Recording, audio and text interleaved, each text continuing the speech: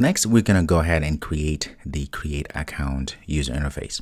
So as always, let's go to our classes here. I'm going to create a new activity, empty activity, create account activity. Very good. Say finish. And voila. Let me get rid of all of the not necessary. That looks good. So there we go. Close this down. All right. So for our create account here, I'm going to do the same thing, folks. I'm going to get rid of all these constraints, and also, in fact, I'm going to go ahead and just copy the entire login because it's pretty much going to be the same. So I'm going to copy this. Of course, I'm going to change the names and so forth, but everything else will look the same. So we have here our, this is going to be active. This is going to be create account. Just make sure we say that so that this is the context, so that we have attached our context correctly. So we have our progress here. I'm going to call this create ACT progress like this. Come down here. Sure, that's fine. And this here I'm going to call ACCT login form. And I'm going to call this, I'm going to change this to email account. And this one is going to be password account, just to differentiate from our login. And I don't need sign in anymore for this button, nor do I need the or. So let's get rid of all of this stuff here. We don't need that. We have the create account, but we also need to add one more field at the top here. So I'm going to come down up here. I'm going to put in an edit text. Let's say match parent, wrap content as such. If I can type, very good. And I'm going to say, let's give an ID of username underscore ACT, or just account, doesn't matter, like this. I'm going to give a hint. This is going to be username hint.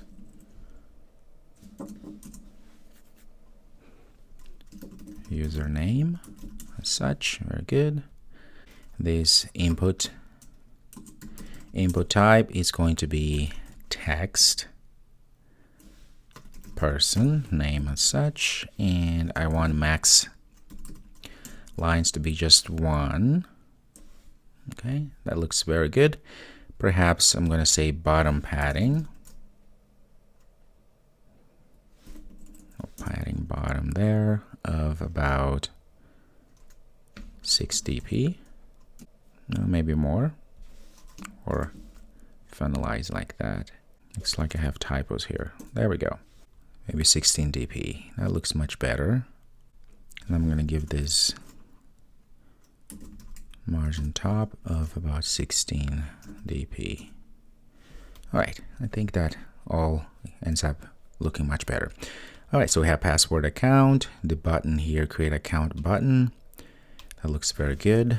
View. So we have our create account, login activity, and main activity. There's a few more that we're going to be adding, but at least these are the basics, the most important ones at this point. Okay, so let's go ahead and take a look at the overview of the entire application so that we kind of understand the whole configuration and the whole navigation for this application. I think that will help us to have a better view of what is it that we're going to be building, even though you should have watched the demo, but I think this will help a little bit.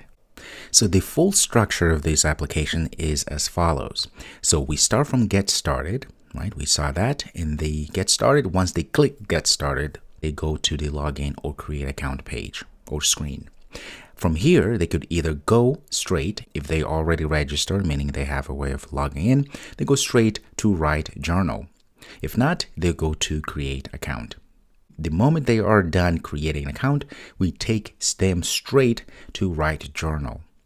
From write journal, the moment they are done writing or posting the journal that they wanted to post, we go to the list of journals so that we can show all of the journals they have written. So this is the flow of our application. Very simplistic, but I figure it will be always nice to see how it all comes together. Right away, you can notice that this navigation works in the beginning, meaning if the user is a first timer. What if user has already logged in, has an account and everything? Do they have to go through the whole process every time they start the application?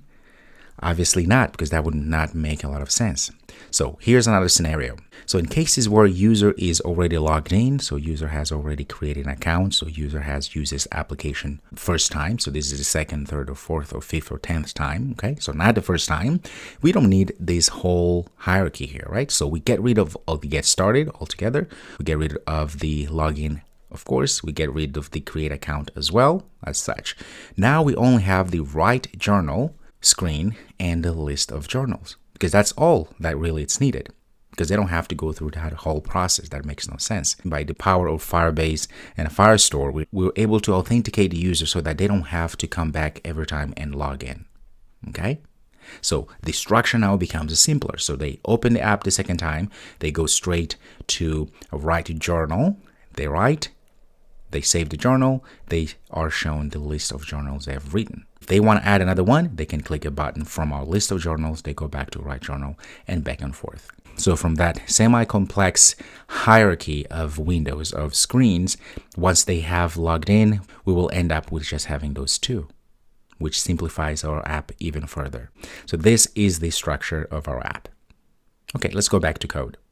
So back to our code here. What we're going to do, we are inside of our login activity here. We're going to go ahead and get the buttons, right? We have login and create account. Just do that. Let's go ahead and import our button there. Login button, create account button like such. Very good. So our main here, say login find by r.id, email login form. I believe that is the key, perhaps not.